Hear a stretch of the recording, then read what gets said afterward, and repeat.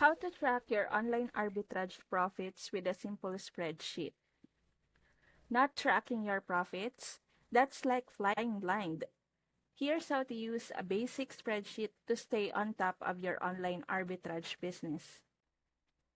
A spreadsheet keeps things organized and tells you exactly what's working and what's not. You don't need software to get started. At a minimum track, your spreadsheet should have the product name, the ASIN, the cost price or the buy price, the sale price, the net profit, and of course, the ROI.